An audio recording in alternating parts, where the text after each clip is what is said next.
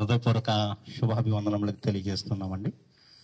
ఈ సాయంకాల సమయంలో మీ మధ్యకి రావడానికి గల కారణము ఈ సర్వజగత్ రక్షకుడైన యేసుక్రీస్తు ప్రభుల వారి గురించి కొన్ని సంగతులను మీ మధ్య ఉంచాలని ఆశతో మీ మధ్యకి వచ్చి ఉన్నాము.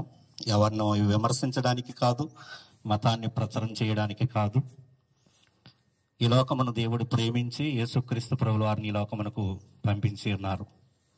దేవుడు తన సొంత కుమారుణ్ణి ఈ లోకమునకు ఎందుకు పంపించవలసి వచ్చింది అంటే, మనుషులందరూ దారి తొలగిపోయి వారి ఆలోచనల్లో దేవుణ్ణి వెతుకుతూ ఉన్నప్పుడు దేవుడు ప్రతి ఒక్క మనిషి గురించి ఆలోచన చేసి మనిషిలో ఉన్న పాపమును తీసివేసుకునడానికి మనిషికి సాధ్యపడదు కనుక ప్రతి ఒక్క మనిషిని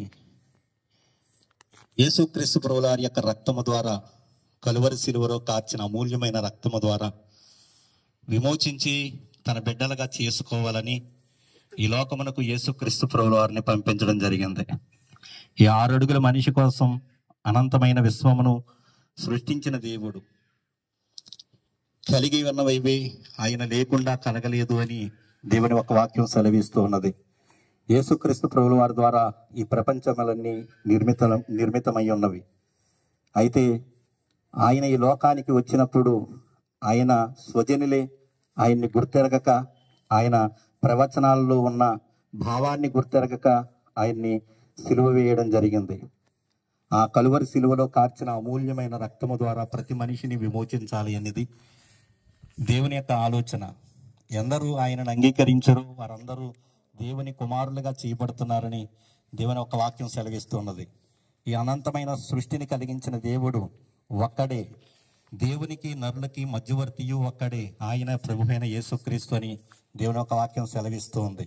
ఆయన యొద్దకు మనం వెళితే ఆయన ద్వారా పరలోకం వెళ్ళడానికి మనకి అవకాశం ఉంటుంది అని దేవుని ఒక వాక్యం సెలవిస్తున్నది. భూమి మీద ఉన్న ప్రజలు యేసుక్రీస్తు ప్రభుల వారు ఉన్న కాలంలోనే యూదులైన వారు ఆయన యొద్దకు వచ్చి మేము దేవుని క్రియ చేయాలి అంటే ఏమి చేయాలి అని ఆయనను అడిగినప్పుడు, ఇదిగో ఆయన పంపిన వాని యందు విశ్వాసం ఉంచితే చాలు, మీరు పరలోకానికి వెళతారు అని చెప్పిన మాటలు వారు అంగీకరించలేకపోయారు.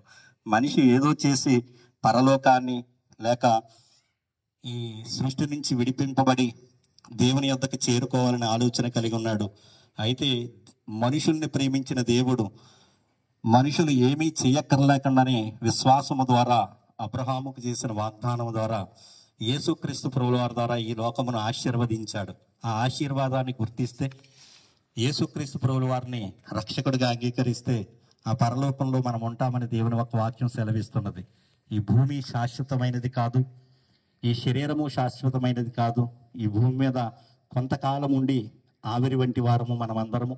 మన ఆయుష్కాలం తీరిన వెంటనే ప్రతి మనిషి మరణిస్తాడు. ఆ మరణం నుంచి రక్షించబడాలి అంటే యేసుక్రీస్తుని అంగీకరించాలి.